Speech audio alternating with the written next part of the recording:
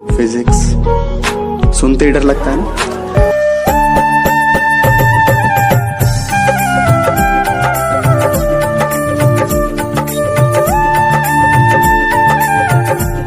नमस्ते छात्रों, आज हम कक्षा 11 विषय भौतिक विज्ञान फिजिक्स में आपके जो चैप्टर है आपका रनिंग मापन तथा विमाएं यानी मेजरमेंट एंड डायमेंशंस, इसमें नेक्स्ट टॉपिक की स्टडी करेंगे।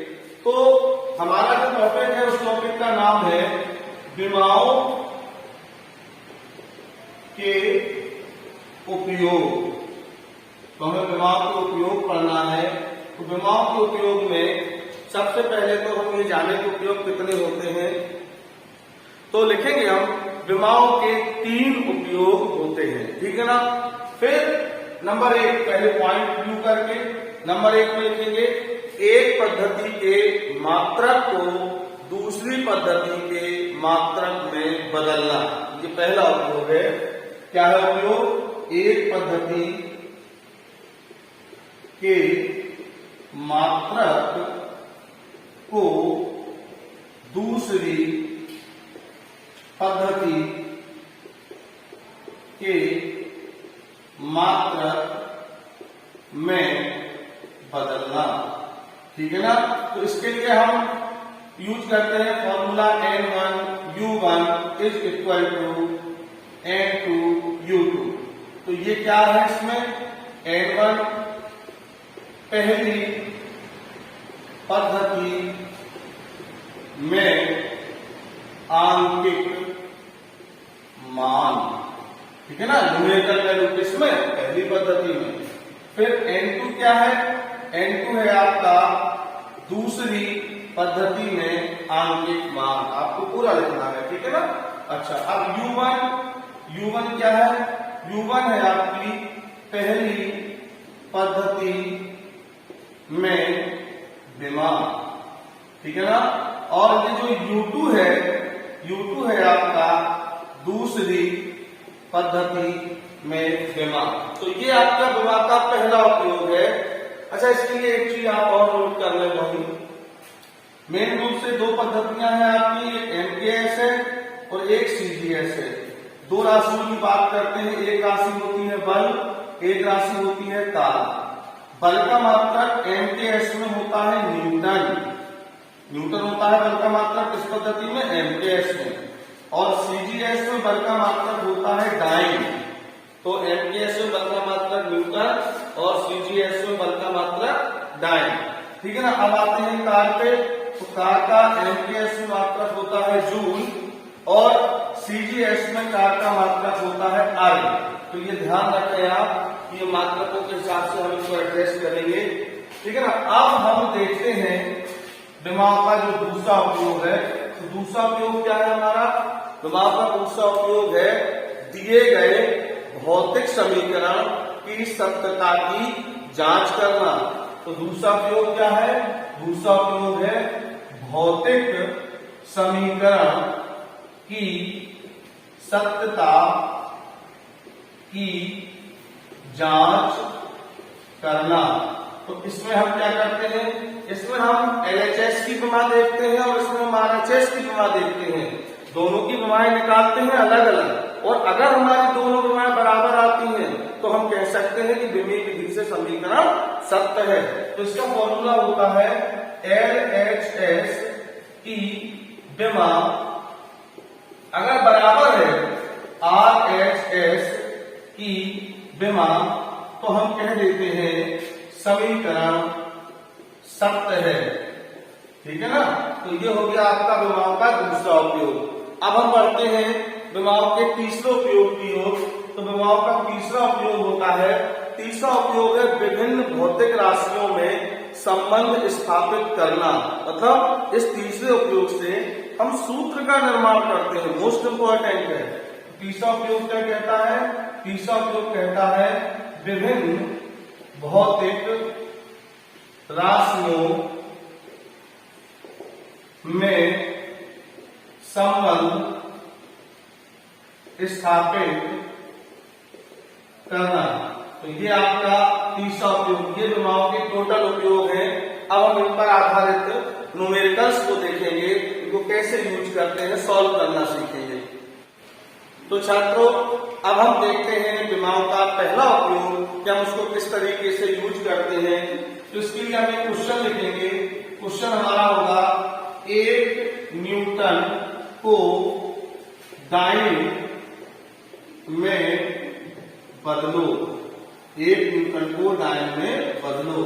तो क्वेश्चन हमारा ये है 1 न्यूटन को डाइन में बदलो। हम इसको देखो कैसे हल करते हैं।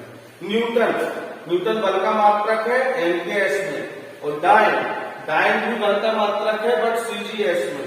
तो हमको क्या है कि हमको एमकेएस से किसमें जाना है, हमको एमकेएस से सीजीएस में जाना है, ठीक है ना। तो हमारी पहली पद्धति कौन सी हुई, एमकेएस, दूसरी पद्धति कौन सी हुई, सीजीएस, ठीक है। कितने न्यूटन को, देखो N1 आपके पास, कितने न्यूटन को बदलना है, 1 न्यूटन को, और U1 मतलब मात्रक, तो क्या है इसका मात्रक, यहाँ पहली पद्धति एमकेएस में न्यूटन। अब आपको दूसरे में जानना है तो यही तो पता करना है कितने डाइन होंगे, तो N2 हमें निकालना है। और इस दूसरी पद्धति में इसका मात्रक क्या है, दूसरी पद्धति में इसका मात्रक है डाइन, तो हमें न्यूटन से डाइन बनाना है, ठीक है ना। अब हम देखते हैं कि ये राशि कौन सी है हमारी जिसके लिए हम चेंज कर रहे हैं, तो राशि हमारी है बल के लिए है ये ना मात्रक। अच्छा, विमा क्या होती है बल की विमा होती है MLT-2। अब हम यूज करेंगे फॉर्मूले का, तो फॉर्मूला होता है N2 is equal to M1 upon M2 की power A, L1 upon L2 की पावर B, और P1 अपॉन P2 की पावर C।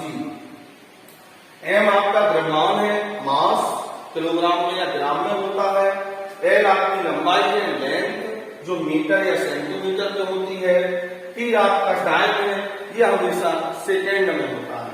तो हम सॉल्व करते हैं वैल्यू रख के, तो N2 इक्वल टू N1 की वैल्यू कितनी है, 1 रखा। फिर M1 द्रव्यमान, तो M1 जो है आप देखो M1 मतलब MKS, तो MKS मतलब किसमें होगा, ये किलोग्राम में, तो 1 किलोग्राम। M2 किसमें है, 2 CGS, तो मतलब 1 ग्राम। अच्छा, पावर इसकी देखें तो पावर 1, यहाँ विमा से देखें 1 पावर है, तो 1 का कोई मतलब नहीं होता है, नहीं लिखते हम। चलो अब आओ L1 लंबाई है बट किसमें है, MKS में, तो ये किसमें होगी, मीटर में, यानी 1 मीटर बटे। अब आओ L2, तो L2 हमारा किसमें है, 2 CGS, तो लंबाई किसमें होगी, सेंटीमीटर में, तो 1 सेंटीमीटर। इसकी पावर देखते हैं विमा से, तो L की पावर 1 है, तो हम पावर नहीं लिखेंगे, यहाँ 1 को नहीं लिखा जाता। अब T1, तो T1 समय, वो किसी भी पद्धति में हो सेकेंड भी रहता है, तो ऊपर भी 1 सेकेंड होगा और नीचे भी 1 सेकेंड होगा। उसकी पावर देखते हैं, तो T की पावर यहाँ -2, इसको लिखेंगे, ठीक है ना। अब सॉल्व करते हैं कैसे, तो N2 बराबर 1, N1 का मान 1 है, 1 ब्रैकेट लगाएंगे। 1 किलोग्राम में कितने ग्राम होते हैं, 1 किलोग्राम में 1000 ग्राम होते हैं, तो यहाँ लिखेंगे 1000 ग्राम, और बटे में क्या लिखेंगे, बटे में लिखेंगे 1 ग्राम, ठीक है ना। अब इसके बाद फिर देखो ये मीटर है, 1 मीटर में कितने सेंटीमीटर होते हैं, 1 मीटर में 100 सेंटीमीटर होते हैं, तो हम ऊपर लिखेंगे 100 सेंटीमीटर, और नीचे क्या लिखेंगे, नीचे लिखेंगे 1 सेंटीमीटर।